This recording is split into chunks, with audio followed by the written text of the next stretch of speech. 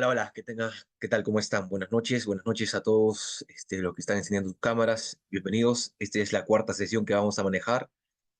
El día de hoy, el tema está abocado a poder desarrollar la culpabilidad. Ya hemos desarrollado, como bien ha dicho Estefanía anteriormente, cuatro clases con esta, claro está. Hemos desarrollado ya la conducta humana, lo típico que debe ser esta conducta dentro del ordenamiento jurídico penal y lo contrario, es decir, la antijuridicidad. Ahora pues nos toca la culpabilidad. Ya lo he mencionado, hablar de teoría del delito es hablar de una fórmula matemática. Conducta típica, antijurídica y culpable. Eso es delito. Una conducta humana que sea típica, que sea antijurídica y culpable. Y como consecuencia de esta fórmula matemática, pues podríamos hablar de una penalidad, o también conocida como una punibilidad. ¿Sí? Ya, bien. Entonces, arrancamos. De igual forma, hemos preparado un material para ustedes para poder proyectarlo.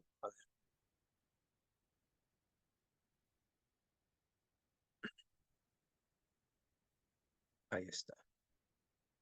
Creo que sí se logra visualizar, Estefanía. Sí, doctor. Bien, perfecto. Bien. A ver, María Fernanda, la leemos, doctora. A ver, buenas noches, Walter, ¿cómo está? Buenas noches. Ya, perfecto. Creo que han bajado su mano. Ya, perfecto. En lo posible, yo voy a estar leyendo en la caja de comentarios sus preguntas, sus comentarios, alguna duda, algún interrogante dentro del transcurso de la clase, porque es un poco más factible el hecho de poder ir contestando, absolviendo ciertas preguntas para que no en el final no se pierda la hilación. ¿Sí? Bien. Entonces, habíamos dicho en sesiones anteriores que el delito no solamente es el artículo 11 del Código Penal, es decir, el delito no solamente son acciones u omisiones culposas o dolosas penadas por la ley, ¿cierto? Eso no solamente es el delito. Es por ello que existen distintas corrientes dogmáticas, una corriente pentapartita, tripartita, bipartita, que tratan de poder definir lo que realmente es el delito, ¿cierto? Lo que realmente es delito. Entonces, ustedes ya saben perfectamente cuál es la fórmula matemática para poder hablar de delito, y es la siguiente. Una conducta humana que esté enmarcada dentro del ordenamiento jurídico penal, que sea contraria al derecho y obviamente pues que exista un reproche penal. Y justamente respecto a esta figura, vamos a hablar el día de hoy. La culpabilidad. ¿Sí? La culpabilidad no es otra cosa más que el reproche hacia la persona. Usted sabía perfectamente que esa conducta típica antijurídica era contraria, estaba tipificada y su conducta obviamente se ve reflejada en una acción o una omisión, pero usted sabía que matar, que robar, que hurtar, que violar era malo y aún así lo hizo. Entonces nosotros lo vamos a reprochar a usted por haber incurrido en esa acción. Lo vamos a reprochar a usted porque usted sabía que esta conducta era negativa para la sociedad y sin embargo la hizo. Entonces existe cierto reproche no hacia el hecho, sino hacia la persona. Ese reproche no se dirige al hecho, se dirige hacia la persona, para empezar. ¿Sí? Entonces, el día de hoy vamos a desarrollar ciertos aspectos dentro de la culpabilidad. ¿Sí? Arrancamos entonces. ¿Qué es la culpabilidad? ¿Mm? A ver, para empezar, debemos saber que la culpabilidad se refiere a una posibilidad, ojo, a una posibilidad de poder reprochar penalmente al autor. Por ejemplo, supongamos que a Estefanía le envían al mercado a comprar, qué sé yo, papas y camote, y regresa a casa no con papas y camote, sino con cebolla y tomate. Entonces su mamá le hace un reproche, ¿cierto? Oye, yo no te mandé a que compres esto, te mandé específicamente para esto. ¿Qué se está haciendo? Hay un reproche, ¿cierto? De igual forma, la sociedad hace un reproche a la persona, ojo, al autor de un acto o una omisión típica y antijurídica, ¿cierto? Teniendo en cuenta qué cosa, las circunstancias o las condiciones en que éste se ha desarrollado y las personas del autor, ojo, claro está. Entonces, se inició el estudio de los elementos del delito. ¿cierto? Ya sabemos qué es conducta, ya sabemos qué es tipicidad, ya sabemos qué es antijuridicidad, ¿cierto? Entonces, existe una evaluación. Si ustedes quieren saber teoría del delito, primero deben saber qué es una conducta, una tipicidad, una antijuridicidad, una culpabilidad. No, pero Luis, yo quiero saber primero qué es la culpabilidad y finalmente, pues, ver la conducta. No, no sirve. Existe un orden dentro de, ¿cierto? Entonces, se inició el estudio de los elementos del delito. La conducta, y esta ha sido en el momento objeto de la valoración, una conducta típica y conducta antijurídica. Se valora aquello que se ha realizado, acción o no omisión. Entonces, la culpabilidad exige ¿qué cosa? Exige una valoración. ¿Valoración de qué? Del comportamiento del ser humano. El llamado juicio de reproche. Eso es la culpabilidad. Un juicio de reproche. Consiste en la valoración que se hace cuando el individuo, la persona, ha cometido un hecho contrario contrario a claro, a la ordenación moral imperativa en la vida social, ¿cierto? Entonces, la conducta es típica porque se encuadra ¿dónde? En un tipo penal. Y es antijurídica porque transgrede el ordenamiento jurídico penal. Y no hay una causa de justificación, no existe una autorización o permisión, es por eso que llega a la culpabilidad, ¿cierto? Oye, conducta. ¿Qué elimina la conducta? Habíamos dicho, una fuerza física irresistible, un estado de inconsciencia, ¿cierto? Un acto reflejo. Oye, ¿qué elimina a la antijuridicidad? Perdón, a la tipicidad. Bueno, el hecho no es justiciable penalmente, el hecho no es típico. Oye, ¿qué elimina a la antijuridicidad? Ah, bueno, una causa de justificación y no solamente la legítima defensa, ¿cierto? Entonces, ahora, en la culpabilidad, ¿m? Cuando se analiza el tema de la culpabilidad, ya no, ojo, ya no se valora solamente la conducta, sino aquel que ha realizado la conducta. ¿Sí me dejo entender? En la culpabilidad no se analiza el tema del hecho, se analiza quién realizó ese hecho. No se valora la conducta, sino a quién ha realizado la conducta. Aquí juega un rol importante el ser humano, que ha cometido una conducta negativa, típica y antijurídica. Es importante valorarlo en toda su dimensión, ojo. Sin embargo, en nuestro proceso penal, no muchas veces sucede eso. Se suele restar importancia a la culpabilidad, o se le obvia incluso, y eso está mal, obviamente. Y Luis, ¿con qué se litiga hoy en día en el Perú? ¿Con una teoría del delito pentapartita, una teoría del delito tripartita o una teoría del delito bipartita? A mi modo de ver las cosas, con un sistema tripartita. Algunos consideran solamente el injusto penal, es decir, la teoría bipartita. Hay algunos autores que dicen, no, es el sistema pentapartita. No existe una verdad absoluta en el Perú. No existe una verdad absoluta. Como en toda teoría, se exige ¿qué cosa? Un grado de dificultad al momento de adecuar la conducta en los tipos penales. Es como si ustedes dijeran, oye, ¿sabes qué? Mira, esta es una escalera. Ya, para llegar a la cima de la escalera, en la cima está el delito. Primero tenemos que subir o pisar el primer peldaño. Es la conducta. Oye, pero no me puedo saltar al cuarto peldaño, que es la culpabilidad. No. ¿Por qué? Porque todavía no revisaste una conducta, si es que es humana incluso. Tal vez hay una fuerza física irresistible, un estado de inconsciencia, un acto reflejo. Ya, pero lo revisamos luego. No, hermano, espérate un momento. Toda teoría exige un grado de qué?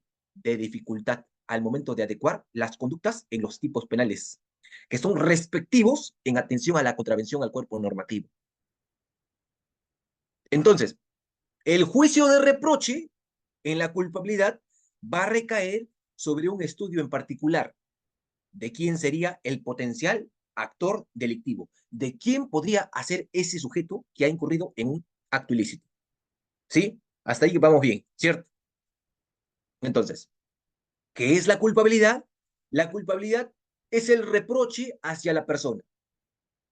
La culpabilidad, en la culpabilidad ya no se valora la conducta, sino se valora a quien ha realizado la conducta. Eso es la culpabilidad. pero existen distintas corrientes. Vienen por acá una corriente te dice, oye, espérate un ratito. La culpabilidad tiene una teoría psicologista. Oye, espérate un ratito, estás equivocado. La culpabilidad, viene otra corriente, ¿ah? Viene otra corriente y te dice, no, espérate un ratito. La culpabilidad tiene una teoría normativa.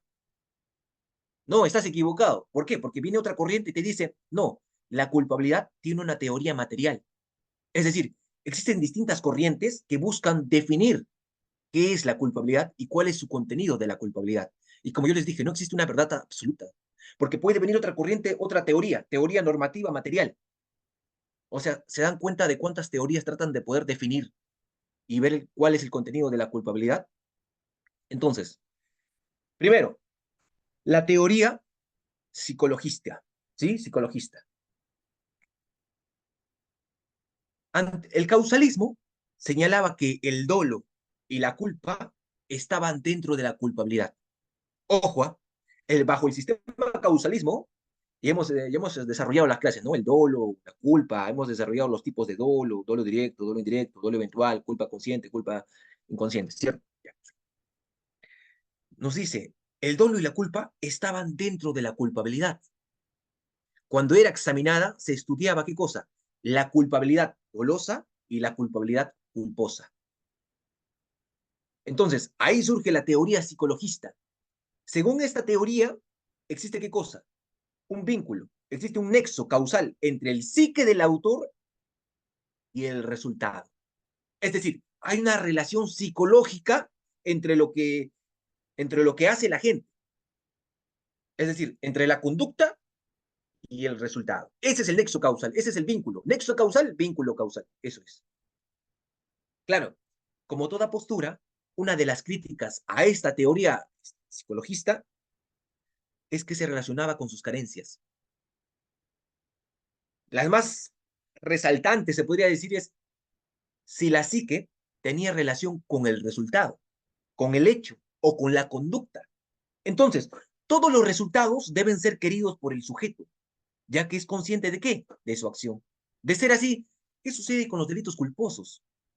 Sobre todo con los delitos culposos con culpa inconsciente o sin representación, llamados negligencia. En ellos, el sujeto, la persona, debió prever el resultado, pero no lo hizo. No solo, no se, claro, no se le lo representó. Sin embargo, ojo, sin embargo, concreto este resultado sin querer, ¿no? Sin querer, como el Chavo del Ocho, lo hizo sin querer. Es por eso que en la culpa inconsciente no hay una relación entre la psique y el resultado. En la culpa inconsciente no existe una relación entre la psique y el resultado. Claro, no obstante, algunos dicen que la culpa consciente sí lo hay, ¿cierto? Entonces, el contenido de la culpabilidad en esta teoría es el dolo y la culpa. Lo vuelvo a repetir. Cuando ustedes escuchen o vienen un examen en la culpabilidad, en la teoría psicologística, ¿cuál es el contenido? Ah, el contenido de la culpabilidad en esta teoría es el dolo y la culpa, ¿cierto? Habrán escuchado pues al maestro Hans Welzel. Él indicaba que la conducta no es ciega. ¿Por qué? Porque siempre tiene fines objetivos. Por lo tanto, si esa conducta está descrita por el tipo penal, en ella es donde debe estar el dolo y la culpa, más no en la culpabilidad. Por eso se rechazó la teoría psicologística de la culpabilidad. ¿Sí? Por eso es que se rechazó esta teoría. Pero entonces, a modo de resumen, la teoría psicologística, dolo y culpa. Hay otra teoría que es la teoría normativa. ¿Qué nos dice la teoría normativa? Ojo, viene la teoría normativa y le dice, espérate un ratito, ponte un costado, estás equivocado. La teoría normativa nos dice, ojo, aparece a raíz de un vacío en el contenido de la culpabilidad. Es decir, en la culpabilidad había un vacío. Esta teoría trata de poder verificar si esa conducta del ser humano, sin importar que sea dolosa, culposa, ha llegado a un resultado. También busca verificar qué cosa, si la conducta es reprochable o no. Y para lograr ello, se debe ver si la persona que cometió ese hecho podría haber cometido un hecho diferente. Es decir, si se le podía exigir una conducta diferente a la realizada. Entonces, acá también se examina si tenía o no la capacidad de darse cuenta del carácter delictuoso de su acto y determinarse con respecto a aquella. No lo comprendo muy bien en cristiano, por favor. Ah, bueno, es decir, si esa persona tenía de conocimiento o no de que esa conducta estaba prohibida, si tenía o no conocimiento sobre la antijuridicidad de la conducta. En este punto es importante, ¿qué cosa? Recordar las causas de justificación y no solamente la legítima defensa, que es la más conocida, ¿cierto? Ya, entonces, luego, ojo, aparece esta teoría, ¿no? Teoría normativa, viene otra teoría y lo saca de lado. Le dice, estás equivocado. La culpabilidad no es eso, ni se define por ello. Viene una teoría, pero esta vez viene una teoría material. Como ya se mencionó, ojo, en la culpabilidad se reprocha ¿a quién? ¿Al hecho o a la conducta? A la conducta de esta persona, ¿cierto? A la gente. Primero, si era capaz, ojo, la teoría material, primero, si es que este sujeto era capaz de darse cuenta del carácter delictuoso de su acto y determinar respecto a su apreciación. Segundo, si se le podía o no exigir una conducta diferente. Y tercero, y por último, claro está, si tenía o no conocimiento sobre la antijuridicidad de la conducta. Ese es el juicio de reproche que se hace al sujeto al momento que ha cometido el hecho delictivo. Es por eso que esta teoría ha conseguido un apoyo mayoritario en su momento. Mucho se ha hablado sobre la teoría normativa de la culpabilidad. ¿Cuál es el aspecto cuestionable sobre esta teoría normativa? Toda teoría tiene un punto débil. ¿Cuál es su punto débil de esta teoría? ¿Mm? No se ha respondido hasta el momento. O de repente ni siquiera se ha formulado esa pregunta. ¿Por qué? Porque la teoría material es tan fuerte como la teoría normativa. Entonces, ¿a quién concretamente se dirige el juicio de reproche? ¿Mm? Ah, entonces, doctor, ¿cuáles de las todas teorías que usted me ha dicho para poder hablar de culpabilidad? ¿A qué teoría me refiero? Ah, bueno, tienes que hacer un sistema mixto. Es decir, tienes que hablar de una teoría normativa y material, las dos. Entonces, la culpabilidad tiene una teoría normativa y material. Entre comillas, esto podría ser una verdad absoluta en la culpabilidad. O bueno, es lo que en la actualidad conocemos. ¿Cuál es la teoría en la cual se rige la culpabilidad? Ah, bueno, la teoría normativa material. ¿Sí? Junto a las teorías ya mencionadas, se tiene la teoría material y normativa. Aunque yo diría normativa material, ojo. ¿Sí? Claro, este punto debe ser abordado desde distintas ópticas, como bien le comenté en líneas atrás.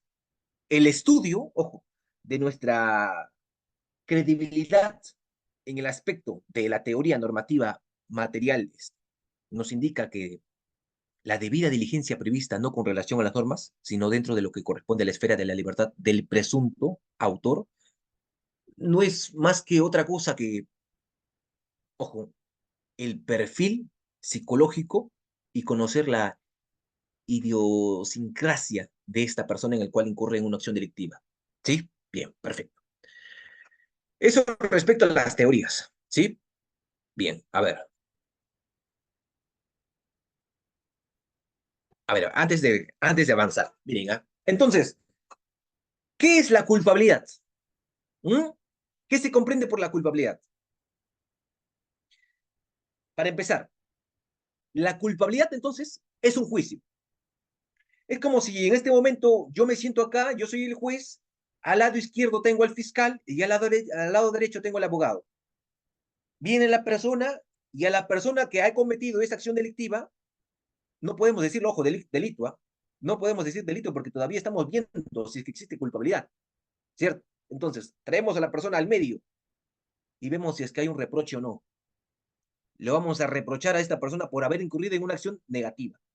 La culpabilidad es un juicio de reproche. ¿A quién? Al sujeto que cometió la conducta típica y antijurídica.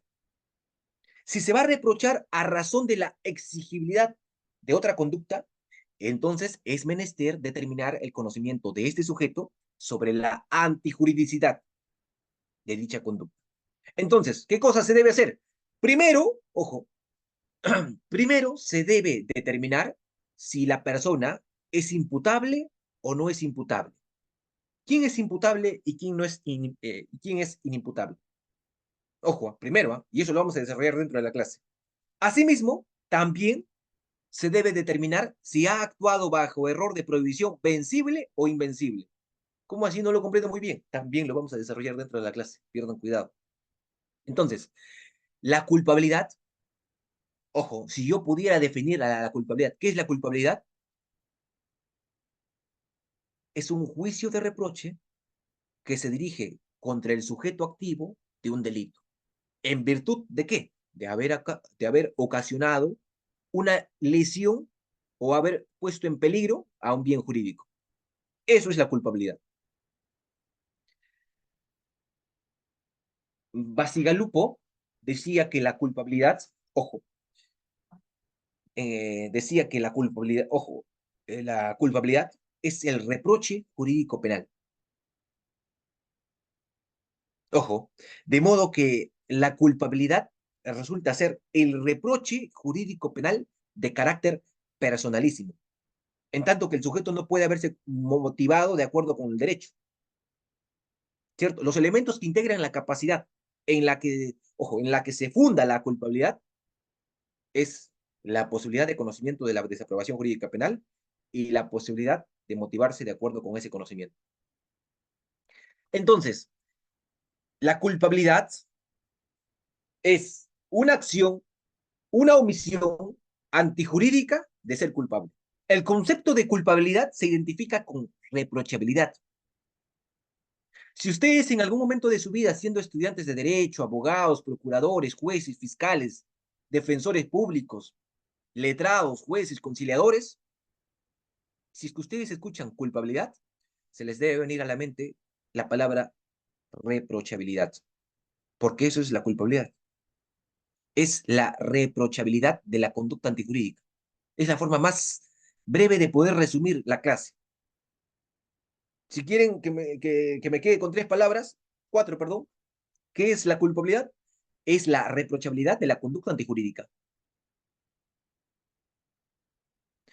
Si es que existe un reproche hacia una conducta antijurídica, entonces se ve la gravedad en la cual estará determinada por un grado de dicha conducta de que sea susceptible a un reproche.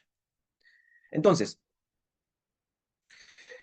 que la culpabilidad es la reprochabilidad personal a través de una acción o una omisión antijurídica, en tanto y en cuanto probado que una persona ha llevado a cabo, primero, una conducta, segundo, que sea típica, que es tercera, que sea antijurídica. Sea factible el reproche a su autor, ojo, siempre y cuando está. Claro. Ahora bien, la culpabilidad cuenta con elementos sustanciales. ¿Cuáles son esos elementos sustanciales de la culpabilidad? No lo van a encontrar así nomás en cualquier clase. Son tres. Los elementos de la culpabilidad. Uno, la imputabilidad o capacidad de culpabilidad. Ojo, la imputabilidad o capacidad de culpabilidad. Dos, el conocimiento de la antijuridicidad. Y tres, la exigibilidad de otra conducta. Esto lo vamos a desarrollar también en la clase. Pierdan cuidado, uno por uno. ¿Sí? A ver, claro, nosotros hay que reconocer que en este país, en el Perú, ojo, consta de una, o tenemos una sociedad así disímil, donde hay varias culturas y de distintas nacionalidades, ¿ah? No estamos hablando desde un punto de vista formal o político, haciendo el uso del término de nacionalidades. En un sentido antropológico, pues existen varias etnias, existen varias culturas, existen varias cosmovisiones, ¿cierto?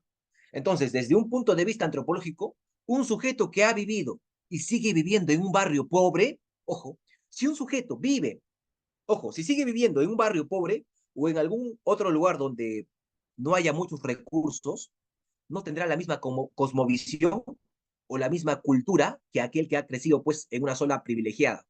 No es lo mismo hablar, claro, no quiero, solamente es un ejemplo, no quiero ser discriminatorio, ser clasista ni nada por el estilo, pero no es lo mismo, por ejemplo, o tenemos otra cosmovisión de una persona, pues, que vive, qué sé yo, en la sierra, en un lugar muy bonito. Yo vengo de la sierra, de hecho, de Huaraz, para ser más exactos.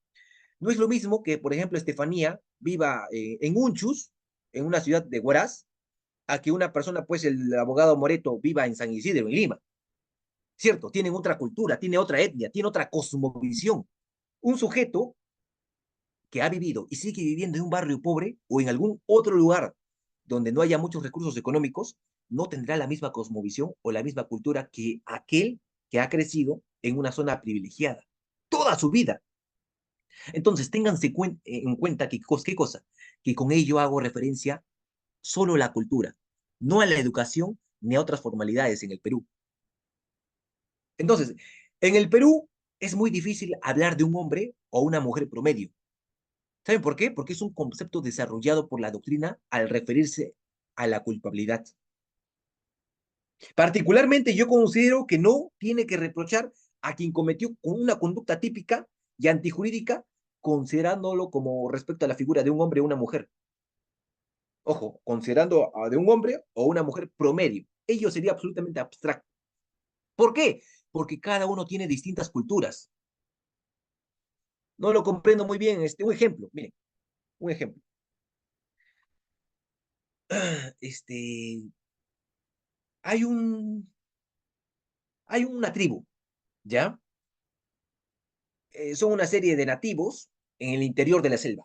Selva profunda, ojo, son unos nativos que no conocen pues mucho de la ciudad, están aislados, tienen su propia cultura, tienen sus propias costumbres. Entonces, ojo, mira, están dentro del interior de la selva. Entonces, no cabe hablar de un hombre o una mujer promedio.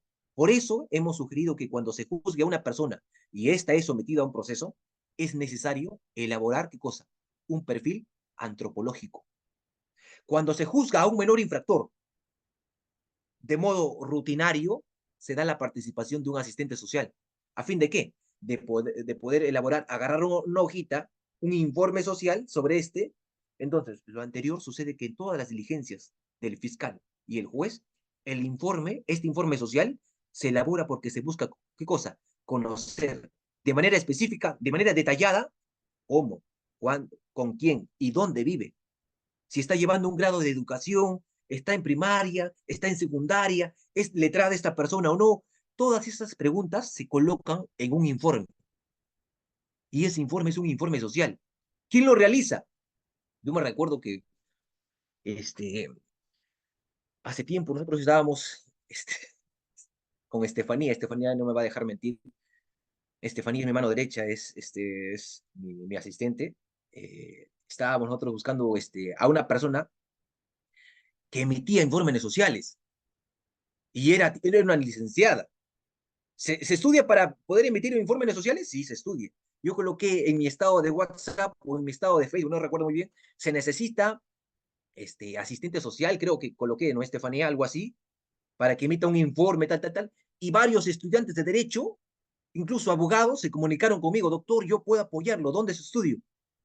Yo dije, pero espérate un ratito, yo solamente quiero un informe social que me brinda quién, ojo, este, una persona que ha estudiado qué cosa, un aspecto social claro, indispensable para poder tener conocimiento, por ejemplo, un tema básico de familia. Entonces, esas personas elaboran un informe. ¿Y se elabora por qué? Porque, dije, tenemos que conocer a la persona que está incurriendo en un aspecto de culpabilidad, ¿cierto?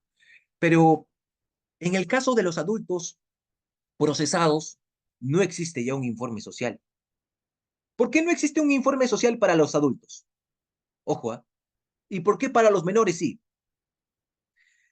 En el caso de los adultos procesados, no existe un informe social, sino que los jueces, ojo, los jueces se basan en las generales de ley. ¿Cuántas generales de ley existen en el Perú?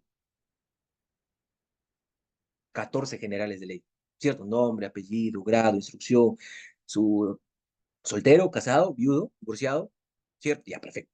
Entonces, ojo, existen muchos procesados, muchas personas que están siendo procesados que afirman haber cursado la educación secundaria, cuando en realidad solamente han terminado la primaria. Otros dicen, yo tengo estudios universitarios, teniendo solamente secundaria completa. Otros señalan y dicen que no cuentan con educación primaria, cuando en realidad sí tienen una educación superior. Entonces, no es posible realizar ese juicio de reproche que se denomina culpabilidad si no se conoce de manera real, cierta y de manera específica al sujeto que va a ser reprochado. Se necesita saber a quién vamos a reprochar. No es lo mismo reprochar a una persona que viene de la selva profunda a una persona pues que vive en Larcomar, ¿cierto? Al frente del Larcomar. Entonces, la culpabilidad es el estudio. ¿De qué? Es el estudio sobre la persona que ha cometido la conducta típica y antijurídica, ¿cierto? Ojo, la culpabilidad también es un juicio de reproche sobre esa conducta cuando se dice que el sujeto es culpable. Ojo, cuando se dice que Estefanía es culpable, se hace referencia a que ha dejado su sello personal, su impronta personal al cometer el delito.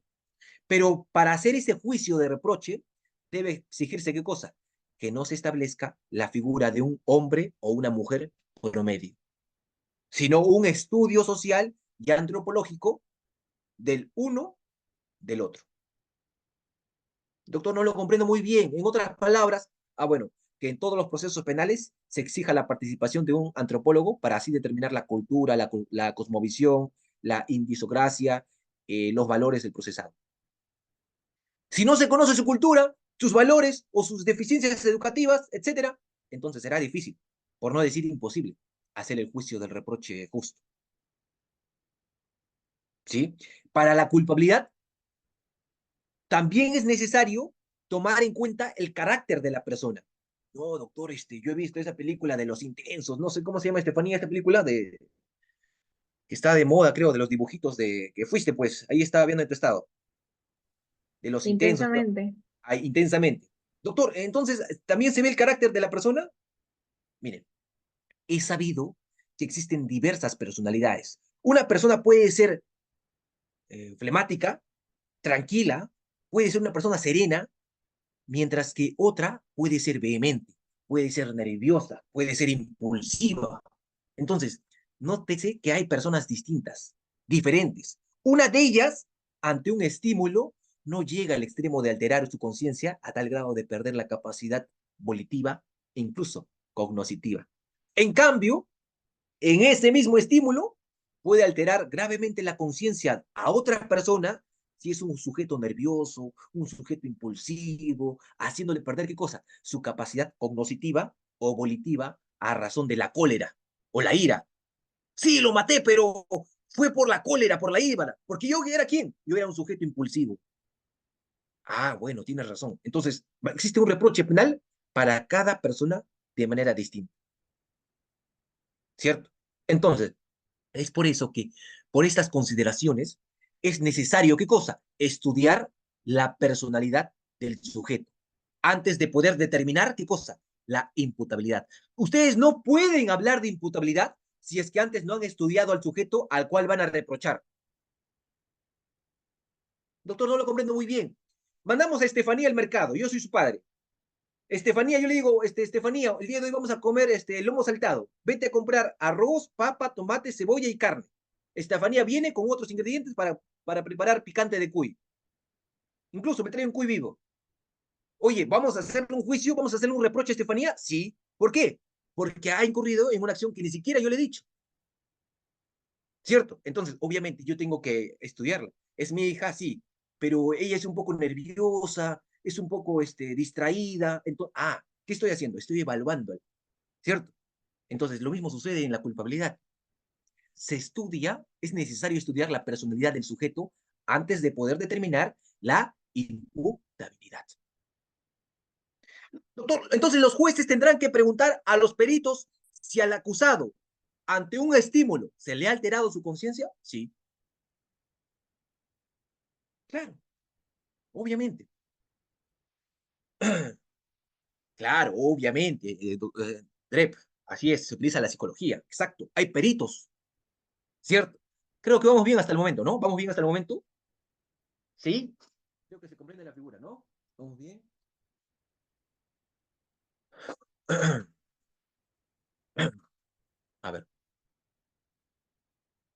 Miren, a ver, ¿qué dice? Doctor, ¿y si el imputado es de una comunidad indígena de la selva, varía en algo su calificación para la imposición de una pena? Claro.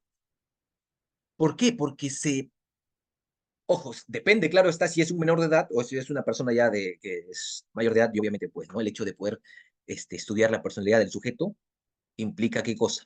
Implica poder saber y determinar cuál es la cultura, la cosmovisión, la indisocracia, los valores, el procesado, ¿cierto? Todo este aspecto se toma en cuenta al momento de poder hacerle un juicio de reproche.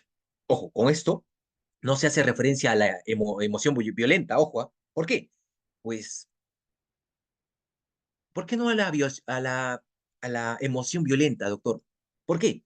Porque esto solo altera la capacidad volitiva y cognitiva, sin desaparecerla además.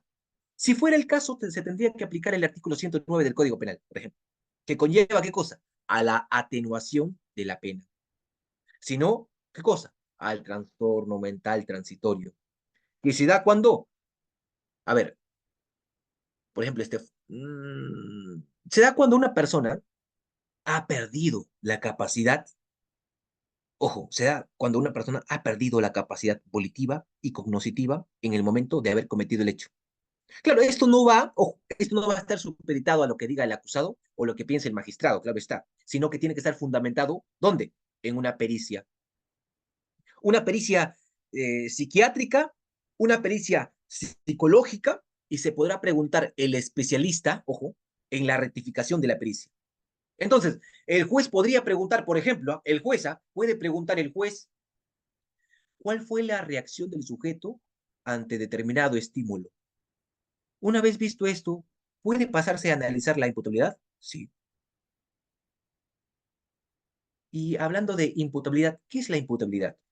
Bien, pasamos. A ver, pasamos. Ahí está. ¿Cuáles son los elementos de la culpabilidad? Ahí está en la diapositiva, ustedes están observando la imputabilidad, el conocimiento o conciencia de la antijuridicidad y la exigibilidad de otra conducta. Esos son los elementos de la culpabilidad, ¿cierto? Bien, empecemos entonces por la imputabilidad. ¿Sí? Empecemos primero por la imputabilidad. A ver, dice, si el sujeto poseía la capacidad psicológica para poder motivarse. ¿Ya? A ver, la imputabilidad es la capacidad. ¿De qué? De poder darse cuenta, ojo, darse cuenta del carácter delictuoso del acto y determinarse. Ojo, pero esto no debe confundirse con la culpabilidad, ojo, ¿sí? Una cosa es la imputabilidad y otra cosa es la culpabilidad. Le vuelvo a repetir. La imputabilidad es la capacidad de darse cuenta de un carácter delictuoso del acto y determinarse. Una cosa es la capacidad de saber que la conducta que se está cometiendo es antijurídica y por otro lado la culpabilidad, ojo, y otra es la capacidad potencial de saber aquello que fue anteriormente desarrollado, es decir, la imputabilidad. Le vuelvo a repetir, miren, la culpabilidad, primero acá, la culpabilidad. Una cosa es la capacidad de saber que la conducta que se está cometiendo, que se está realizando, es antijurídica, y acá está la imputabilidad, la imputabilidad. Y otra cosa es la capacidad potencial de saber aquello que fue anteriormente desarrollado. ¿Sí? Entonces, empecemos. La imputabilidad es la capacidad de la culpabilidad. Es decir, el sujeto puede actuar conforme a derecho y por lo tanto comprender el carácter antijurídico de sus actos. Entonces el agente cuenta con una capacidad de darse cuenta de lo malo y de lo bueno. Así es, así es. La persona cuenta con la capacidad de poder discernir entre lo bueno y lo malo, lo blanco y lo negro, lo que está arriba y lo que está abajo. Este sujeto cuenta con esa capacidad de darse cuenta de lo que está sucediendo en su realidad. Así como también presenta qué cosa? Una conciencia de la naturaleza lícita de sus actos. Entonces Estefanía sabe que robar es malo, sí. Entonces Estefanía sabe que hurtar, robar, violar, formar parte de una organización criminal, ¿eso es malo? Sí, sabe perfectamente. Peña, ah, sí, ajá. El padre, Peña Cabrera Freire, nos decía que la imputabilidad, en principio, responde a qué? Responde a las condiciones mínimas que debe revelar un individuo. Ojo, para responder penalmente por la comisión de un hecho antijurídico. Entonces, el reproche que recae sobre el autor, ¿por qué? Por haber realizado una conducta que sobrepasa el riesgo permitido. Y obviamente no se encuentra justificada penalmente, ¿cierto? Es por eso que cuando se habla de culpabilidad, ojo, de culpabilidad, primero se debe verificar qué cosa. Ojo, cuando ustedes escuchen la palabra culpabilidad, primero ustedes deben verificar si la persona es imputable o no. Eso es lo primero, ¿cierto? Después de haber estudiado, claro está, un informe social, su cultura, sus valores. Primero se debe verificar si la persona es imputable o no. Antes, ojo, antes a la imputabilidad se le conocía como la capacidad de culpabilidad. Así se le conocía. Antes, ¿ah? Antes no se llamaba culpabilidad. Antes se llamaba capacidad de culpabilidad. Y ahora es estudiada dentro de la culpabilidad. Es decir, esa capacidad de culpabilidad está dentro de la culpabilidad. Se es culpable cuando se es imputable. Y se es imputable cuando se tiene la capacidad volitiva y cognitiva en un buen estado. Entonces, es decir, cuando uno puede ser capaz de qué? De darse cuenta del carácter delictuoso de su acto y determinarse con respecto hacia esta apreciación. ¿Sí? Es culpable cuando es imputable. Y si es imputable, cuando se tiene la capacidad volitiva y cognitiva en un buen estado. Nada más. El imputable, ojo, la persona que es imputable es aquel que tiene la capacidad de darse cuenta de lo malo y de lo bueno. ¿Por qué? Porque tiene conciencia, nada más. Entonces, ¿quién es el imputable? La forma más fácil de poder explicar quién es un imputable es la persona que tiene la capacidad de darse cuenta de lo malo y de lo bueno. Es la persona que tiene la capacidad de poder distinguir la realidad. ¿Por qué? Porque tiene conciencia, nada más. No necesariamente debe saber tanto como un experto en derecho penal, ¿cierto? No necesariamente debe saber, ojo, no debe ser un experto, no debe ser un letrado, no, no, no. Basta con que tenga la capacidad de darse cuenta de que eso que va a realizar es un acto ilícito, es algo negativo de su conducta, y no solo eso, sino que también debe tener la capacidad del autocontrol. Nada más. Eso es un imputable. Esa es la manera más didáctica, la forma más sencilla de poder decir quién es imputable. Imputable es la persona que tiene la capacidad de darse cuenta de lo malo y de lo bueno, pero que tiene conciencia. ¿Y la capacidad de qué? Del autocontrol. Eso es una persona que es imputable. Ahora, sin ánimos de poder justificar este tipo de comportamientos, ojo, a ver un ejemplo. Ojo, a ver, el delito de exhibiciones obscenas. ¿Han escuchado del delito de exhibiciones obscenas o no?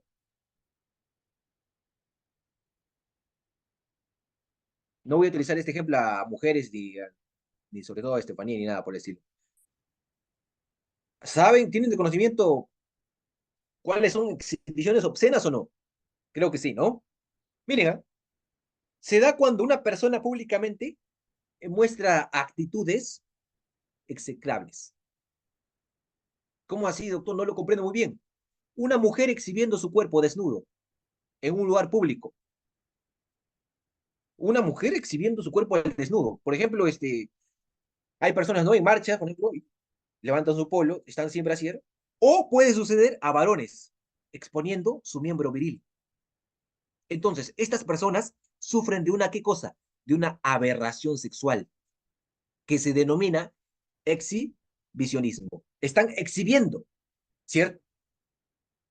Que los psicólogos y psiquiatras tratan de poder explicar como qué. como un tema de traumas. Entonces, estos sujetos, ojo, miren, escuchen este ejemplo. Entonces, estos sujetos, estas personas, tienen la capacidad de saber qué cosa, lo socialmente inaceptable, que es mostrar qué cosa, sus genitales públicamente. Ellos incluso son conscientes de que los pueden detener, de que los pueden llevar a la cárcel y que nos den trabajo a mí y a Estefanía. De repente puede llegar, ojo, ojo, a ser neutralizados a golpes por un policía, por un ciudadano. Es decir, saben diferenciar entre lo malo y lo bueno. Sin embargo, en cuanto a su conducta, es donde falla su capacidad, ¿qué cosa? Volitiva. ¿Falla qué cosa? Su capacidad volitiva. Es más fuerte, ojo, más fuerte es el trauma que tienen que, claro, es más fuerte el trauma que tienen que la voluntad o el autocontrol, ¿cierto? Pero en los niños es distinto, ¿ah? En los niños es distinto. ¿Por qué? Porque la psicología en los niños, ojo, la psicología es que los niños tienen diferentes reacciones ante un mismo hecho, ante un mismo trauma. No lo comprendo, ejemplo. Miren, las madres, sin mala intención, pero mira, las madres, sin tener una mala intención o con el fin de poder corregir a sus hijos, en ocasiones suelen decir, por ejemplo, ojo, ya habrán escuchado, no me dejarán mentir acá los que son padres de familia. Las madres, ojo, la madre de familia o el padre por ahí, este, le dicen, te voy a sacar la nariz, oye, te voy a sacar la oreja. ¿Qué pasa con el niño al que se le dice, si sigues haciendo esto, te voy a cortar los genitales? ¿Mm? ¿Qué pasaría ahí? Claro, es normal, ¿no? El hecho de poder escuchar, oye, ya que te lleve ese loco de la esquina, el robavejero, te voy a sacar la oreja, te voy a sacar la nariz. Pero ¿qué pasa con el niño al que se le dice, si sigues haciendo eso, te voy a cortar los genitales? Claro, para uno específico de repente es una circunstancia episódica. ¿Por qué? Porque tal vez no cuenta con mayor trascendencia. En cambio, para otro niño puede convertirse en un trauma de su vida. Entonces, aquel evento trasciende y siente la necesidad de que otros, sobre todo del sexo opuesto, le miren los genitales. ¿Con el fin de qué? De poder observar, visualizar las reacciones. Confirmar de esta manera que los posee y no se los han quitado. Sufren un trauma, ¿cierto? ¿Tienen un trauma? Sí, tienen un trauma. Entonces, luego de esta pericia psicológica y psiquiátrica, que es psicológica y psiquiátrica, de esta persona, se obtiene como resultado que no puede controlar su impulso. Y solamente puede controlar ese impulso a través de qué? A través de un tratamiento. Claro, no cuenta con una capacidad volitiva. ¿Para qué? Para evitar mostrar sus genitales. Por lo tanto, sería ¿qué cosa? Inimputable. Sería inimputable. No porque no tenga la capacidad cognitiva, sino porque no tiene la capacidad de autocontrol, que es una cuestión que exige la imputabilidad. Sí, sí, sí nos damos cuenta de eso, ¿no? Sí nos damos cuenta de eso. Claro, no sería, ojo, mira, no cuenta con la capacidad volitiva, ¿sí? Es decir, para ser imputable, para ser una persona llamado imputable, lo primero que uno debe tener es la capacidad de autocontrol. Y esta muchas veces se pierde, ojo, muchas veces se pierde, ¿por qué? Por enfermedades. Ah, doctor, si tengo cáncer, entonces ya soy imputable. No, enfermedades como, por ejemplo, una persona que sufre de esquizofrenia, ¿cierto? La paranoia, o debido a los eventos traumáticos, así como también a causa del consumo del alcohol y de otras sustancias, ¿cómo se denomina? Sustancias estupefacientes. O por razones como la ira, por ejemplo, la ira, la cólera o la emoción violenta. Todas estas, ¿qué cosa? Son causas. Causas que pueden hacer que una persona, en el momento que comete el hecho, esté en una situación de inimputabilidad. ¿Sí? Inimputabilidad. Artículo 20. ¿Quién tiene el código? Levante su mano. Estefanía, por favor, la primera persona que levante su mano.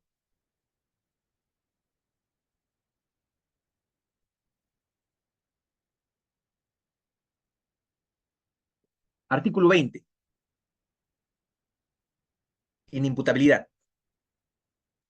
¿Qué dice el código, Estefanía? Buenas noches. Ya, bien. Hola, ¿cómo está, doctor? ¿Cómo está? Buenas Buenas noches. noches.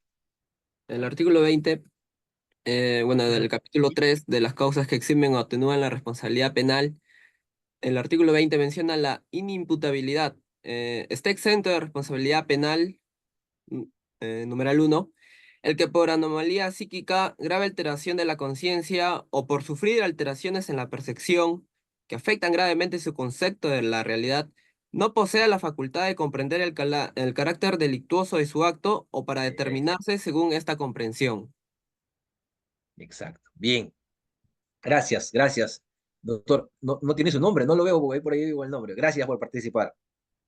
Claro, en el tema de imputabilidad o de inimputabilidad, ojo, una cosa es muy distinta. Una cosa es ser imputable y otra cosa es ser inimputable, ¿cierto? Ya lo saben. Es lo contrario, ¿cierto? Un antónimo. En el tema de la imputabilidad e inimputabilidad juega un rol muy importante el estudio, ojo, el estudio serio que se haga en cada proceso penal sobre la persona que ha cometido el hecho delictivo. En cada proceso penal, este rol es importante, a cada persona en concreto. No todos los casos son iguales. Por ejemplo, ¿qué pasaría si es que una persona esquizofrénica está manejando un vehículo, ojo, y de la nada sufre un ataque y atropella a una persona? ¿Cierto? ¿Qué pasa? Ojo, ¿eh? Yo soy una persona esquizofrénica y de la nada sufre un ataque en el carro y atropella a una persona y muere. Ah, no es lo mismo que en el caso, pues, Estefanía está manejando el mismo vehículo, está con su celular distraída y atropella y le causa la muerte a una persona. No es la misma situación, ¿cierto? Claro, entonces, hay que ver este reproche a quien se exima para poder determinar si tiene la capacidad cognitiva o habilidad. Doctora Rocío Álvarez, la escucho.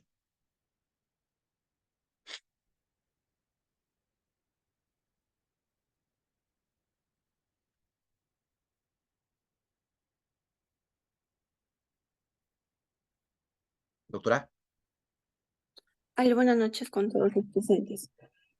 doctora. Doctor, una pregunta respecto al análisis de la inimputabilidad. Eh, he conocido un caso, he conocido un tema, un hecho delictivo, y por eso, Ujú, por estrategia, en qué etapa procesal se debería evaluar la inimputabilidad? ¿Por qué le digo ujú, esto? Porque un caso pasó que una persona fue acusada de hurto de un vehículo. El vehículo, supuestamente, él le dieron, ¿no?, la custodia del vehículo. Él trabajaba con este vehículo como para transportarse. Lo ujú, usaba, lo guardaba, lo sacaba del lugar que le dieron. Y cierto día el vehículo desaparece y la propietaria pues busca el vehículo una semana, no encuentra ni el vehículo ni a la persona. Y esta persona posteriormente presenta su carnet de CONADIS. Y en el carnet de CONADIS dice pues discapacidad severa. Y dentro del ujú. análisis de la discapacidad severa, el Ministerio de Salud, para que emita ese documento, que es un documento de carácter público, ¿no? Que tiene valor también, yo considero que tiene valor para Ya. analizar también la inimputabilidad. Dice que no se podía desplazar por sus propios medios. Esto es lo que dice el Centro de Salud, ¿no? En su dictamen para emitir el carnet de CONADIS con discapacidad severa. No podía, tenía siempre, dependía, todo lo que él hacía, no tenía la capacidad de entender tampoco de sus actos. Entonces, a la luz de los hechos, esta persona actuaba, ¿no?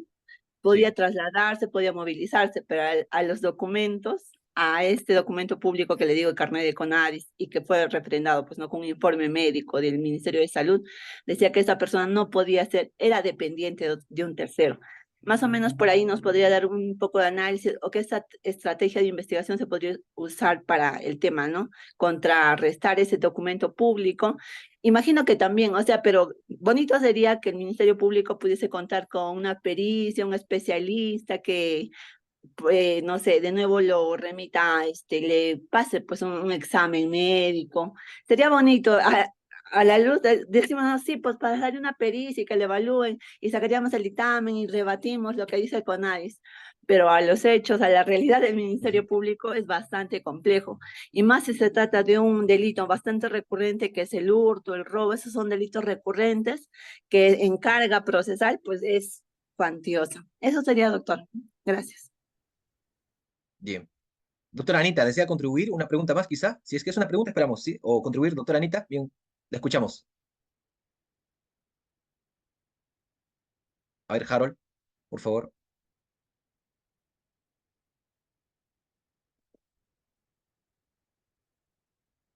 Estefanía. Sí, doctor, si tiene permiso. Ah, ok, ya. En este caso del ejemplo que acaba el doctor citar sobre la persona esquizofrénica que está manejando y atropella.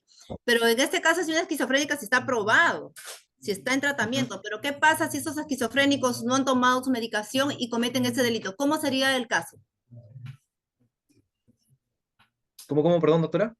En el caso del que usted estaba mencionando, del esquizofrénico, de la persona esquizofrénica que está manejando y sufre un ataque, ¿no? Ya, pero se supone si es un esquizofrénico es porque está Ah, ya, medicado. ya, Pero si este ya. chico ya es esquizofrénico, pero abandonó el tratamiento, no es un loco al volante y atropella. Y en ese caso, ¿cómo sería la imputación? ¿Sería inimputable o sería imputable? Ya, primero absuelvo la primera pregunta. Y Genial. después de eso, perfecto. ¿Sí? Miren, si bien es cierto, y siempre digo esta frase, ¿cómo se denomina? Del dicho al hecho hay mucho trecho. La fiscalía en la práctica no cuenta con distintos peritos como para que pueda llegar a evaluar en cada caso en concreto a una persona, pues si sufre cierta discapacidad o es que adolece cierto discernimiento como para que pueda llegar a distinguir entre lo bueno y lo malo. Segundo, esto se da dentro de la etapa intermedia. Todo se da dentro de la etapa intermedia.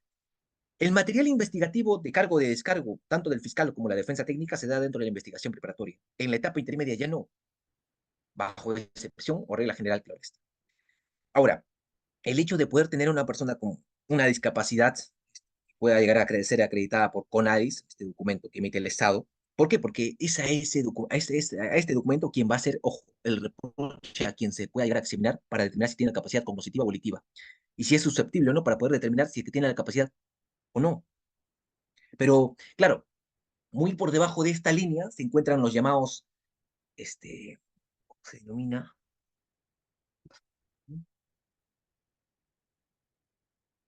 Oye, pero a lo que yo voy. Sucede, doctora, que en la realidad, pues, esto se ve en la etapa intermedia, ojo, tanto la conducta, la tipicidad, la antijusticidad, la culpabilidad. Habrán visto ustedes una entrevista que yo tuve en LP, que en la etapa intermedia, pues prácticamente todo lo que llegue a la etapa intermedia va a llegar al caso a juicio, no importa lo que haga. Incluso en algunos departamentos lo conocen como prejuicio, preajuicio solamente. Y no se discute incluso, ni siquiera llegan a hablar sobre el grado de, perdón, sobre la inimputabilidad e incluso sobre la culpabilidad, sobre el reproche, sobre la capacidad de esta persona. Y está en la defensa técnica poder discutir a través de un control sustancial este aspecto. Sustancial probatorio, diría yo. ¿Sí? Y con respecto a la doctora Anita, en este caso usted me planteó el caso de que una persona estaba manejando mi ejemplo creo yo que brindé, ¿no? Yo estoy manejando a través de un vehículo motorizado, que es un carro, de la nada yo tengo, claro, anteriormente en la actualidad tengo una enfermedad que es la esquizofrenia, estoy yo manejando obviamente y sufre un ataque, producto de ello yo le causo la muerte a una persona, pero claro, se debe probar el hecho de poder yo. ¿Cómo se demuestra, cómo se acredita fehacientemente, claro está, que una persona sufre de esquizofrenia? O una persona, por ejemplo, puede llegar a tener, basta solamente con el CONADIS, por ejemplo, ojo, se me viene a la mente, basta solamente con que una persona tenga un CONADIS como para que pueda llegar a acreditar que sufre de cierta discapacidad, incluso mental. ¿O cómo se prevé esa ordenación moral imperativa en la vida social que está orientada dirigida a lo que es una realización de la justicia? ¿Mm? Obviamente esto debe estar acreditado. Para que una persona, ojo, el que por anomalía psíquica, grave alteración de la conciencia, o tal vez sufre alguna alteración, entonces debe estar acreditado para que afecte gravemente su concepto de la realidad. No posee en este sujeto, en este caso hipotético, no poseo la facultad de poder comprender qué cosa, el carácter delictivo. Sin embargo, producto de esta enfermedad, se da el resultado negativo. Entonces, obviamente se debe llegar a demostrar, obviamente antes, ¿no? De que una persona, pues, adolece de la esquizofrenia. para que pueda llegar a seguir. Claro, claro, en esta misma línea, con esto quiero acabar, se encuentran los llamados fronterizos, aquellos que tienen ciertas limitaciones, pero para ello, claro está, pueden realizar diversas actividades laborales, ¿ah? Siempre y cuando no sean muy complejas, por ejemplo. Esto es un tema biológico, un tema este, congénito, que se pueden dar por accidentes, golpes en la cabeza, etcétera, etcétera. Un amigo, y me hizo recordar, doctora Anita, un amigo me comentó sobre su hijo. Ojo, quien era estudiante universitario, ¿ah? Miren, ¿ah? Un caso interesante. Un amigo me comentó que tenía, bueno, tiene un hijo, no tenía. Quien era estudiante universitario, ojo, ya estaba a puertas de terminar exitosamente su carrera profesional, ¿sí? Ya estaba a puertas en ese entonces, claro está. Estaba por terminar ya la carrera, y resulta que este joven, un fin de semana salió a divertirse, ¿ah? Como cualquier otra persona. Sale un fin de semana a divertirse con sus amigos, y muchos de ellos terminaron ebrios, así en estado de ebriedad, ¿ya? Muy, muy voluntarioso, llevó cada uno, ¿no? Uno en un taxi, sus respectivas, claro, llevó a cada uno en taxi a sus respectivas casas. Y efectivamente logró su cometido. Tristemente, y para su mala suerte, al pagarle al taxista, en vez de hacerlo por la ventana del copiloto, fue a pagarle por la del piloto. Y de pronto pasó un carro que lo atropelló. Ojo, lo atropelló, ¿eh? Este joven inteligente, que ya estaba por terminar su carrera profesional de manera exitosa, se convirtió en una persona con limitaciones cerebrales. E incluso se vio afectado, ¿qué cosa? Incluso en la forma de caminar. ¿A causa de qué? Del golpe en el cráneo, que le causó, ¿qué cosa? Lesiones cerebrales. Entonces, eso demuestra que es muy importante, ¿qué cosa? Lo que lo decía la doctora Anita, verificar la condición del sujeto para hacer un adecuado juicio, ¿qué cosa? De reproche.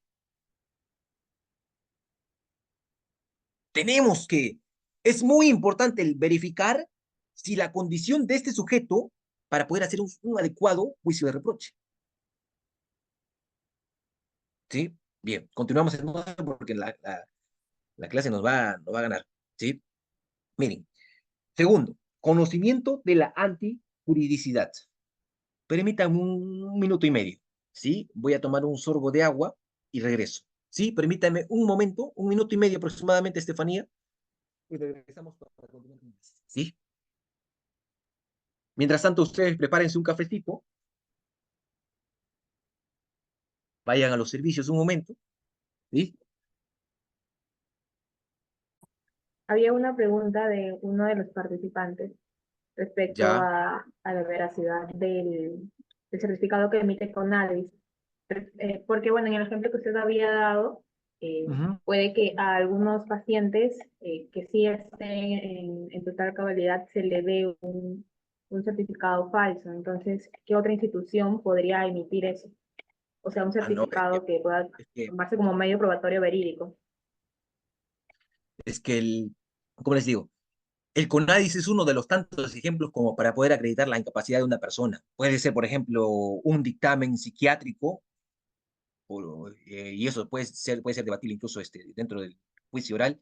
Puede ser un informe médico legal que es emitido pues, por una clínica particular, o puede ser emitida por parte del Estado.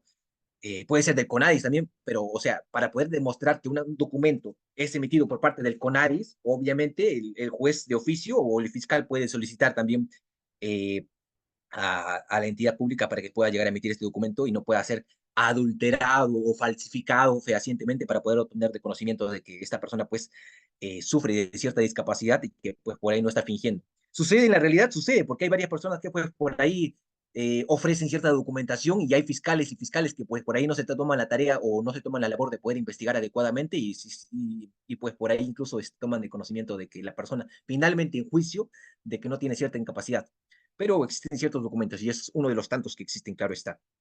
Emitido por parte, ahora, la pregunta sería, ¿este documento que acredita la incapacidad de una persona solamente es emitido por parte del Estado o también por una entidad privada, por ejemplo, una clínica particular en la cual se está tratando o se ha tratado el señor? Bueno, existe ya cierto pronunciamiento por parte de la Corte, claro, la Corte Suprema, y esto está dentro del material que les voy a brindar también dentro de las últimas sesiones, material que les vamos a alcanzar, donde aborda que obviamente el hecho de que se aporte ciertas documentales, en verdad, para que pueda llegar a prevalecer esa ordenación moral imperativa, pueda llegar a generarse a través de no documentos solamente públicos, sino también documentos que han sido emitidos por parte de manera privada. ¿Sí? Bien. Ello, Estefanía. Ahora, quiero correr con el tiempo porque es hasta las 9:30. Y nos falta absolutamente una barbaridad aún. ¿Sí? Aún nos hemos quedado en la imputabilidad, Estefanía. ¿Sí? Sí, voy a dar Sí, algunos doctor. ejemplos. Cuidado. Doctora Anita, sí, diga. Voy a seguir con los ejemplos también, ¿sí? Para que se comprenda mucho mejor la figura. Eh, por favor, si le habilitan el audio a la doctora Anita. Sí, no tiene Doctor, permiso. doctor, en cuanto a que estábamos justo hablando de los inimputables, en este caso, ¿quién hace la evaluación? ¿Sí se tenía entendido o hasta antes que salga una nueva modificación de la salud en el caso de la salud mental? Decían que solamente los psiquiatras Ujú. podían hacer ese tipo de evaluación o poder identificarlo, pero ahora tengo entendido que hace una modificatoria que los psicólogos también pueden evaluar, pueden determinar la salud mental de un... Sí, ajá. Es que son unidades especializadas distintas. O sea, Claro, un perito puede ser incluso un psicólogo y otro perito puede ser un psiquiatra. Ellos emiten informes legales. Y dentro ya. de sus informes legales también es considerado también el psicólogo. Sí, porque antes no tenían esa facultad de poder determinar. Exacto, anteriormente No no. tenían, claro. Anteriormente. Ahora ya pueden, no pueden medicar, pero sí pueden trabajar a la par con el psiquiatra para hacer un tratamiento con el paciente, porque a veces tanto Exacto. medicarlos también cometen ese tipo de conductas, porque a veces la medicina en vez de ayudar también los altera. Y a veces la dependencia, a veces son, como Sí, son drogas también. legales Por también. eso que tiene Entonces, cierta...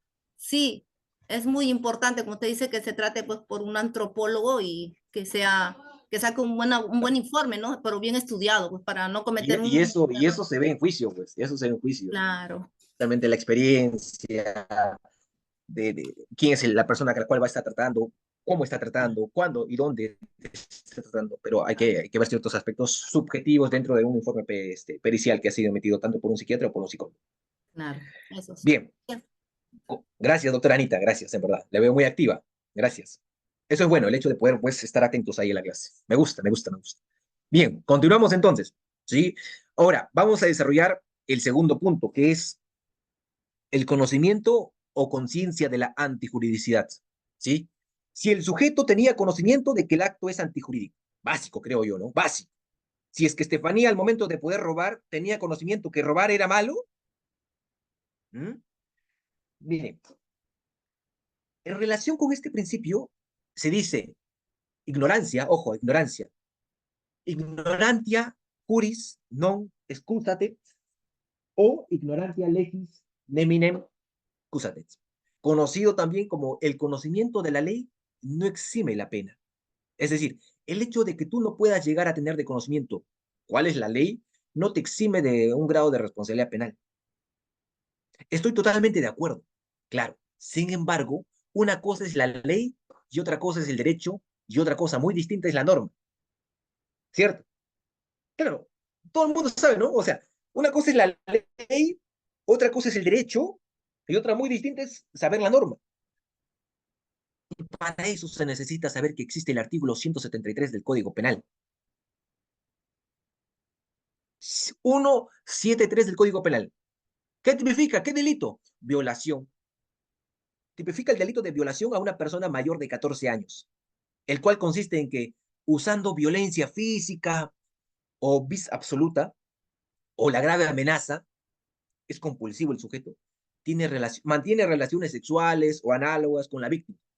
Sin embargo, ojo, sin embargo, no es realmente necesario saber que existe dicho artículo para poder conocer que está prohibido violar, ¿cierto? O sea, no necesariamente, por ejemplo, Estefanía tiene que saber que, en el Código Penal, el de LP dice que, pero Estefanía no sabía que estaba enmarcado en el tal artículo. Bueno, no sabía, pero tenía de conocimiento que robar era malo. O sea, no necesariamente tienen que saber el artículo como para que pueda llegar a saber que es una acción negativa, ¿cierto? Entonces, el desconocimiento de la ley no exime de la pena o de la responsabilidad. Sin embargo, como ya se dijo, una cosa es la ley y otra cosa es la norma. Desde luego, ya hemos desarrollado, ¿no?, la clase de la antijuridicidad, ¿no? Que la característica de la antijuridicidad enmarca una conducta tipificada. Hemos desarrollado ya la clase, ¿no? De Estefanía, creo que acá hemos utilizado el ejemplo de Cenicienta, el calzado, ¿no?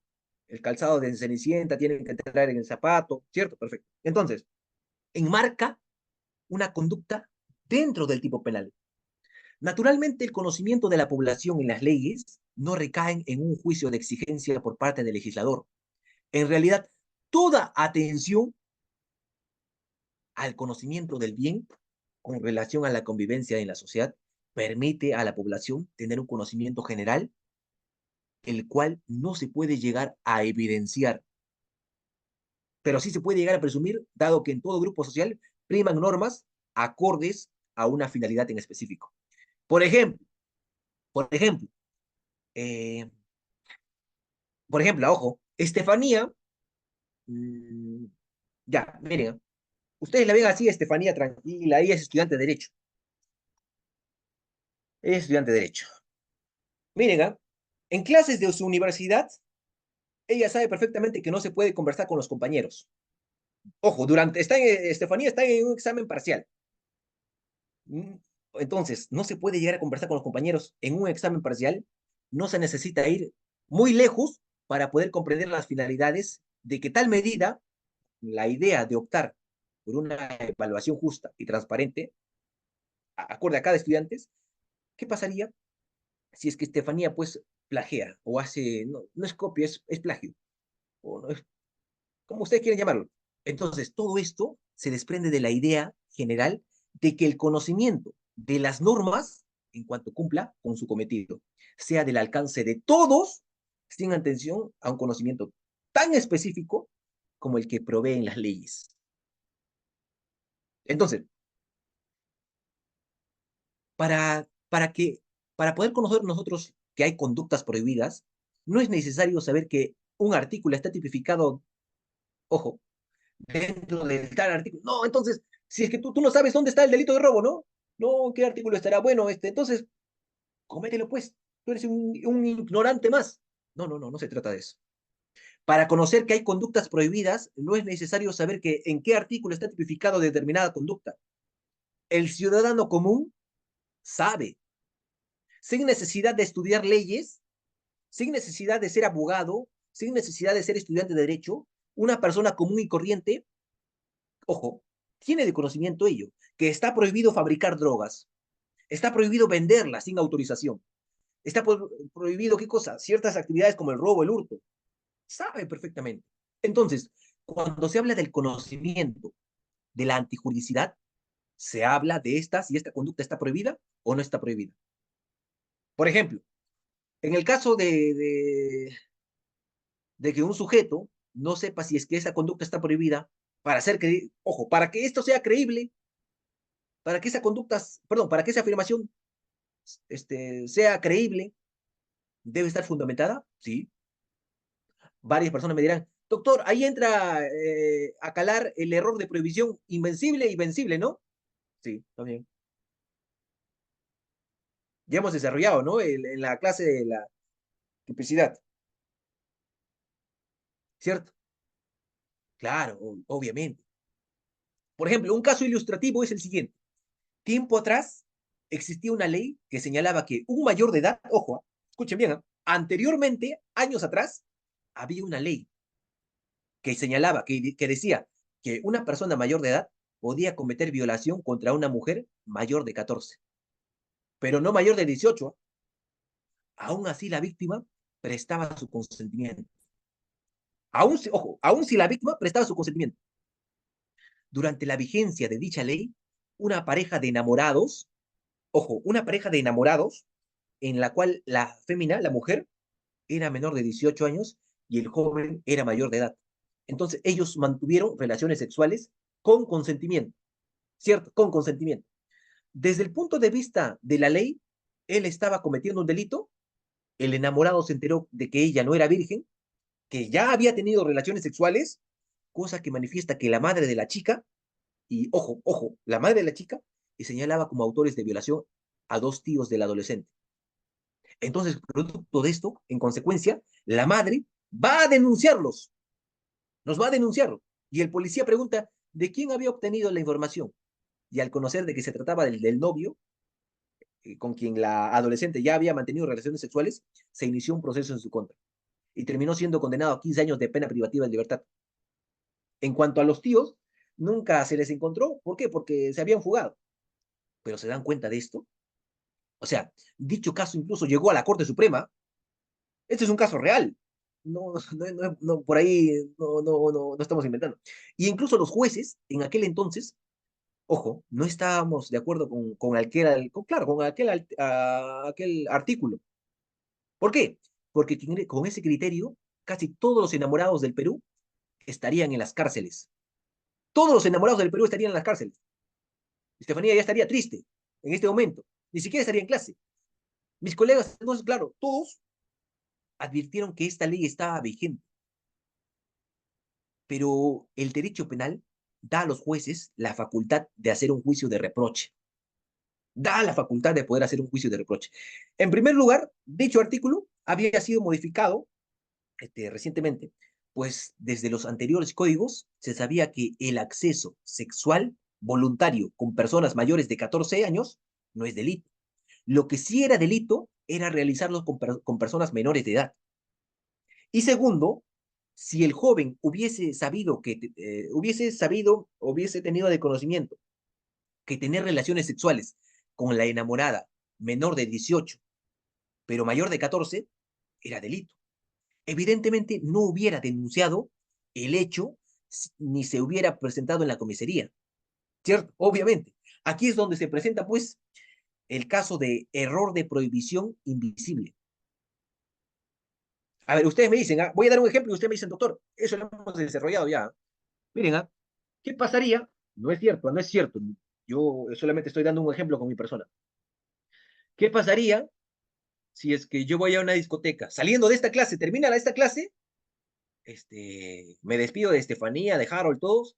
Saliendo de esta clase me voy a una discoteca, encuentro una señorita bien bonita ahí, bien voluptuosa, ¿cómo se dice? 100, 60, 100, algo así, ¿no? En la discoteca. Aparentemente esta persona tiene unos 25 años de edad, aparentemente, ¿ah? Yo empiezo a hablar con ella, estamos tomando, bailando, tal es así que ella me dice, vamos a otro lugar. La acompaño, vamos a un hotel, mantenemos relaciones sexuales, al día siguiente ella se despide, yo me despido, y posteriormente a ello me llega una denuncia, violación sexual. Resulta que ella es menor de edad. Oye, pero parecía mayor de edad. Ella me dijo que tenía más de 18. Sí, pero es menor de edad. Pregunta, ¿qué existe ahí? ¿Un tipo de error vencible o invencible? Y esto sucede, ¿eh? Esto sucede en la vida diaria. Lo hemos desarrollado en clase, ojo. Hemos desarrollado esto en clase ya. Hemos dado ejemplos de error tipo vencible, hemos dado error de tipo invencible. Hemos dado ejemplos incluso con el venado. Claro, es invencible. Es invencible. ¿Cierto? Perfecto. Vamos a hablar de esto un poquito también. Perdón, cuidado. Entonces, mmm, claro, en ese caso del joven que había puesto violado a esta señorita, pues todo ello sucedió hasta que la ley fue derogada. No podían salir de la cárcel antes, porque a pesar de que jurisprudencialmente no había delito, se decía que la jurisprudencia no tenía retroactividad en ese entonces, claro está, ¿cierto? Bueno, y a ver, el tercer elemento, la exigibilidad de otra conducta. Ojo, el tercer elemento de la culpabilidad es la exigibilidad de otra conducta. Ya. Si al sujeto le era exigible poder comportarse de otra forma, dice ahí. Bien. Ahora vamos a ver si es cierto. Miren, la culpabilidad entraña la exigibilidad de otra conducta. La culpabilidad entraña la exigibilidad de otra conducta. Ahí es que el kit del asunto si se puede exigir una conducta diferente, entonces es una conducta típica, antijurídica y culpable. Pese a la persona, ojo, pese a que la persona sea imputable y haya tenido conocimiento de la antijuridicidad de la conducta. No lo comprendo muy bien, doctor. Ejemplo. A ver, ejemplo. Un ejemplo de esto es la legítima defensa putativa. Por poner un caso, ustedes piensen, ojo, nuevamente en el señor que pasaba por, ojo, miren, a ver, miren. Un señor pasaba por el cementerio. Cuando de repente, cuando de pronto salieron tres sujetos cubiertos en mantas, ¿ah? Estaban ahí cubiertos en mantas, el señor estaba pasando por el cementerio, y sucede que estos tres sujetos que estaban cubiertos en mantas eran amigos de él. A abalanzarse sobre él. Estos tres sujetos le querían hacer esa broma. Se abalanzaron sobre él e inmediatamente yo saco mi arma, porque yo me asusté, saco mi arma pensando que son espíritus chocarreros y empiezo a disparar a estos tres y los mato. Allí podría decirse que es imputable. Ojo, porque yo sabía perfectamente que matar está prohibido, ¿eh? Y no habría ninguna causa de justificación, porque no se dan los elementos ya que hubo agresión ilegítima. ¿Cierto? Pese a ello, en este caso, no se podría haber exigido otra conducta, ya que se estaban avanzando sobre mi persona en dicho momento, y yo no tenía otra forma de poder comprobar que eran atacantes, que eran delincuentes, que era un espíritu, qué sé yo. Yo creía que estaba siendo atacado, y por esa razón, a mi persona, en el momento específico, no se le podía exigir una conducta diferente. En consecuencia, se me va a poder eximir de la pena por falta de culpabilidad. Ojo, no exigibilidad de otra conducta. No puedo hacer otra conducta en ese momento. ¿O acaso le puedo decir, espérate un ratito, a ver, sácate la manta, ¿eres mi amigo o no? A ver, sácate la manta, ¿eres un espíritu o no? Obviamente no. En ese momento, no me pueden exigir a mí otra conducta diferente, ¿cierto? ¿Se comprendió otro ejemplo? ¿Otro ejemplo o se comprendió? ¿Ya? Estoy leyendo, Álvaro. ¿Otro ejemplo o se comprendió? Estefanía, ¿se comprendió otro ejemplo?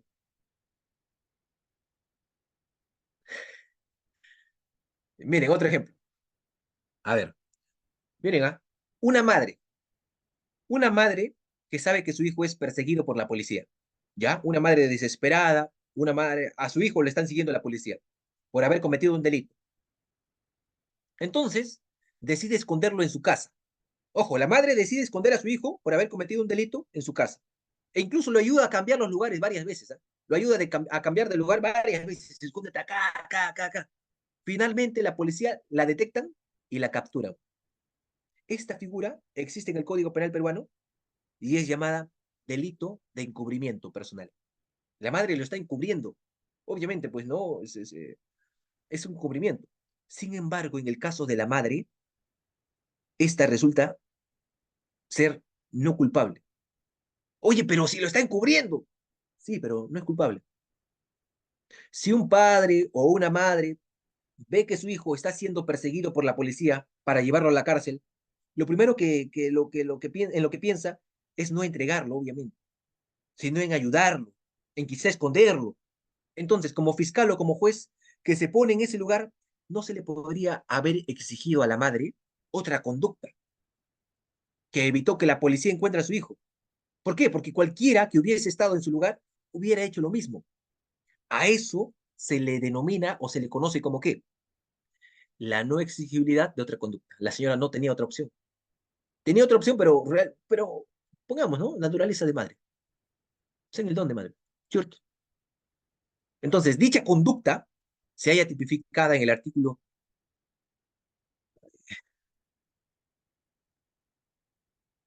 404 del Código Penal. Y en el artículo 406 se exime de pena a aquellas personas con las que el sujeto encubierto tenga un vínculo muy estrecho. Por supuesto siempre eh, que sea una respuesta real, racional, sin hipocresía y que sea la regla, no la excepción. ¿Cierto? Ustedes ahí revisen su código. Artículo 404, encubrimiento personal, y artículo 406, excusa absolutoria. Ahí revisen el código. ¿Sí? Entonces, de esta forma, se pone en evidencia que una de las causas que provoca la desaparición de la culpabilidad, así como el error de prohibición invisible, es la no exigibilidad de otra conducta. La no exigibilidad de otra conducta.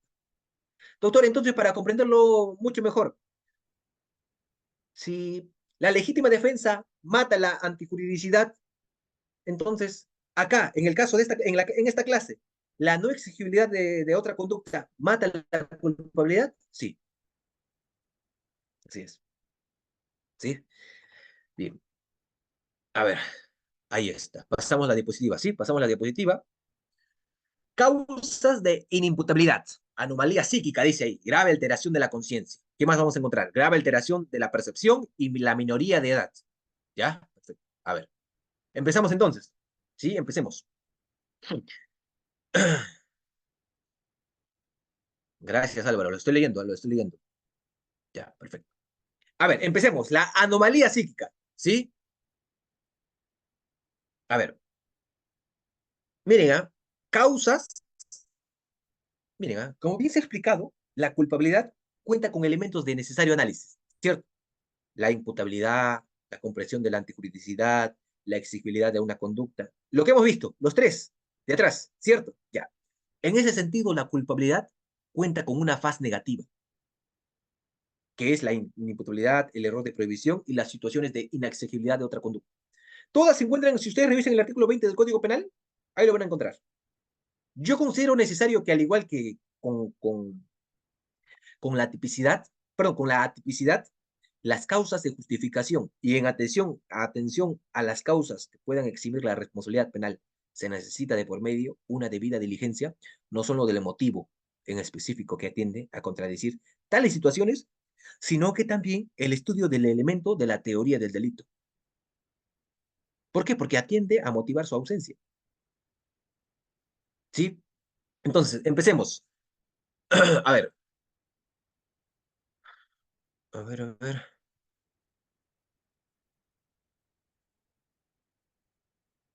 Ya, miren, la anomalía psíquica. La anomalía psíquica es una causal de exclusión de responsabilidad penal, ¿cierto? Está en el artículo 2, inciso primero del Código Penal. Esta puede ser una deficiencia, ojo, una deficiencia o una enfermedad mental. Una enfermedad, ¿cómo se? Enfermedad mental de carácter endógeno o exógeno, así se denomina, y permanente, y permanente, así se denomina. La psicosis, las psicopatías, la demencia, la, la neurosis, entre otros. Habrán, pues, ustedes habrán escuchado al doctor, incluso al doctor Frank Almanza, Almanza Altamirano, ¿cierto? Almanza Altamirano. Él nos dice que se explica por la presencia de procesos psíquicos, patológicos, corporales, producidos tanto en el ámbito emocional como en el intelectual, que escapen del marco, ojo, del contexto vivencial y responden de una lesión. ¿A quién? Al cerebro. Psicosis traumáticas, psicosis tóxicamente condicionadas, este, psicosis infecciosas, entre otras. Entonces, la anomalía psíquica afecta aspectos de carácter tanto emocional como intelectual, de forma permanente. A aquellas personas, a aquellos sujetos que cuenten con dicha condición, se les aplica ¿qué cosa? Una pena. Las personas que sufren, por ejemplo, a las personas que sufren, por ejemplo, de una anomalía, perdón, una anomalía psíquica, ¿cómo se les sanciona a estas personas? Hay que ponerle una pena, hay que meterla a la cárcel para que aprenda. Hay que rehabilitarlo, hay que resocializarlo. A una persona que sufre cierta condición de anomalía psíquica, obviamente se le pone, ahí está, doctora Sara, muy bien, exacto, medidas de seguridad. Se les aplican medidas de seguridad, tratamientos ambulatorios. No obstante, claro está, se debe hacer una observación por cada caso en singular. ¿Por qué? Porque a cada caso puede darse una situación en la cual el agente ha empleado una anomalía psíquica, induciéndose a sí mismo a ese acto para poder conseguir el resultado lesivo. Claro, a esta figura, ¿cómo le conocemos?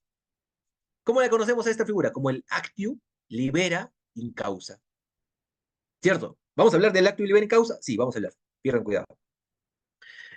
A ver, segundo, la grave alteración de la conciencia. A diferencia de la anterior, esta causal tiene un breve periodo temporal. Ojo, no dura toda la vida. O solamente dura un breve tiempo. Y se presenta, pues, por factores exógenos. De modo que la persona, el sujeto, esté en un estado normal, pueda llegar a dicha alteración. Por ejemplo, al momento de tomar alcohol, Estefanía se va de rumba, saliendo de esta clase, se va a la discoteca y empieza a tomar ciertas sustancias psicotrópicas. Ah, bueno. Ustedes habrán escuchado pues al maestro de maestros, Bramont Arias Torres. Él decía que una perturbación profunda de la conciencia de sí mismo o del mundo exterior, ¿qué cosa? Que afecta la inteligencia o la voluntad, de manera que impide la comprensión de la delictuosidad del acto que se realiza. Eso es la grave alteración de la conciencia. ¿Sí? A ver, grave alteración de la percepción. A ver. Esta también es una causal, pero está dirigida a las personas con limitaciones físicas. Ojo, con limitaciones, pero físicas, que presentan alteración en su manera de percibir la realidad. No recuerdo, había un jurista español, Verdugo creo que se llama. Él nos decía que esta circunstancia, claro, esta circunstancia tradicionalmente vinculada a la ceguera, por ejemplo, podría ser la ceguera, podría ser una persona sorda también, por ejemplo, podría ser una persona sorda, una persona ciega, y amplio en su espectro, ¿no? Desde la reforma del año, no recuerdo, 1983, si no me recuerdo, al no mencionar expresamente dichas minusvalías, ¿sí? Por ejemplo, ahora ya no se les dice personas con discapacidad, ¿cierto? Ahora ya no se les dice a las personas con discapacidad. Es un grosero error el hecho de poder llamar a una persona que está en silla de ruedas una persona con discapacidad. ¿Cómo se les denomina ahora? ¿Mm? ¿Cómo se les denomina ahora? Ejemplos de cada causa.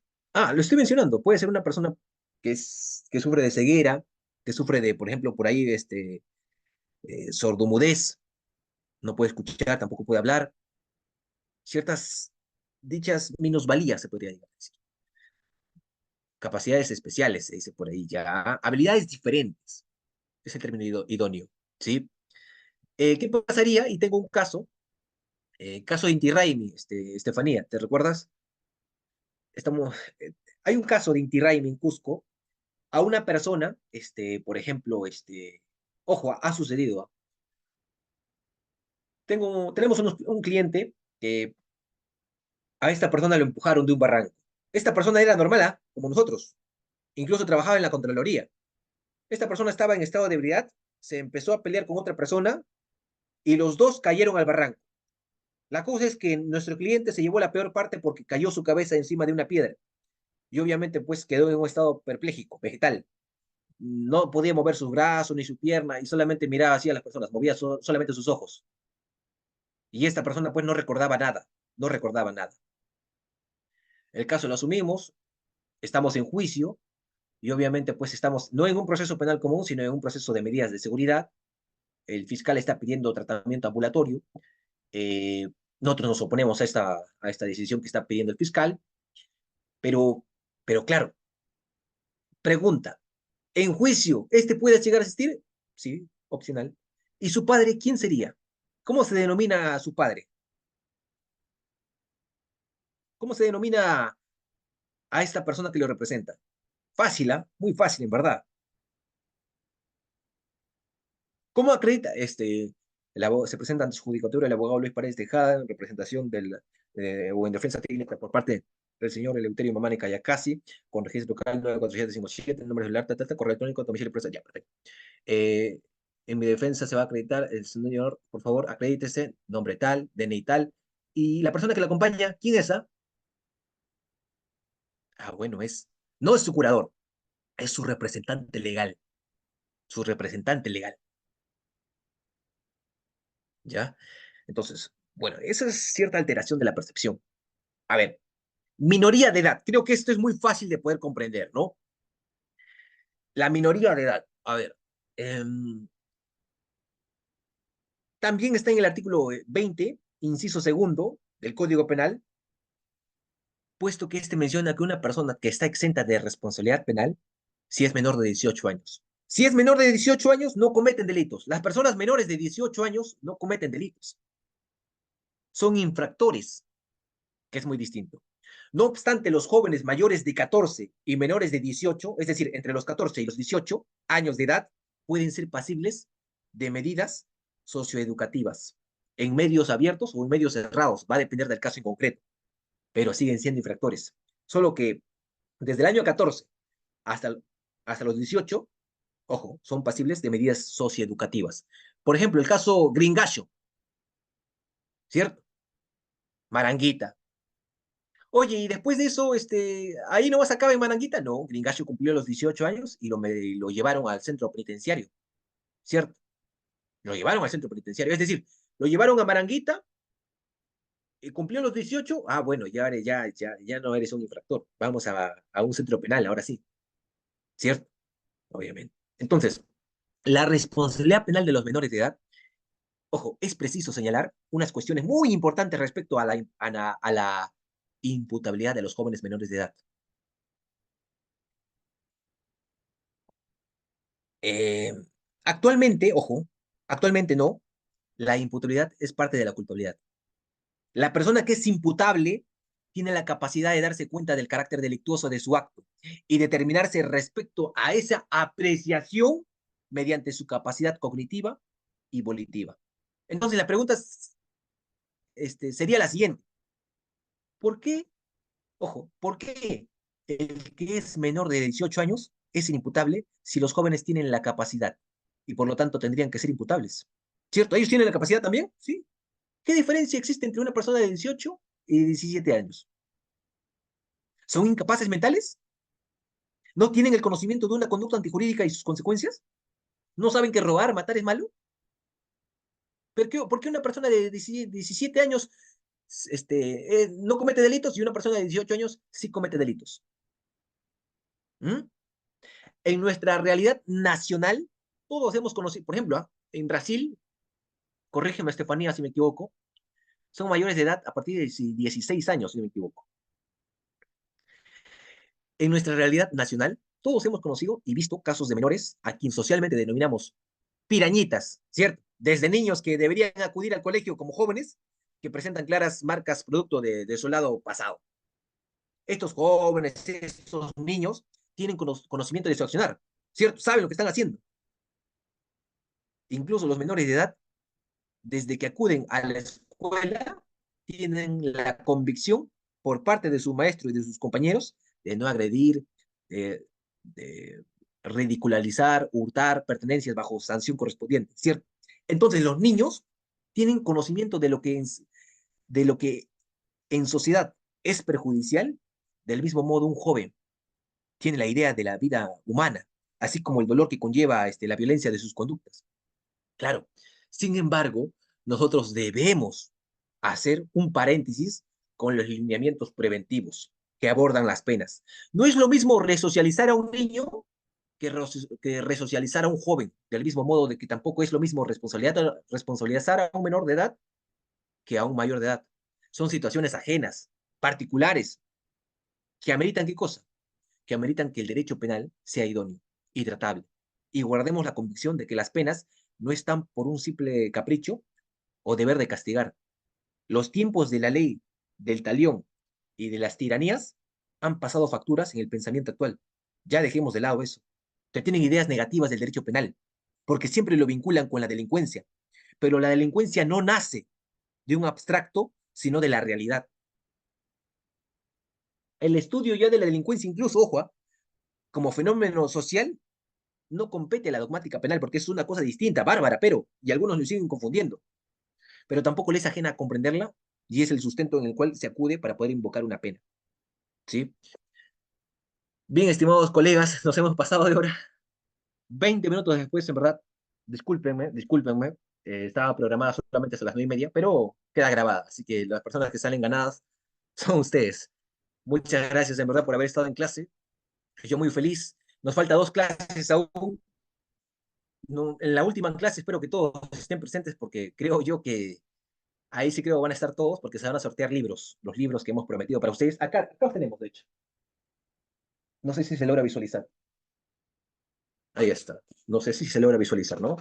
Obviamente es en tapa dura, no es tapa rústica. Se ha prometido un buen material. Obviamente vamos a poder cumplir. 1, 2, 3, 4.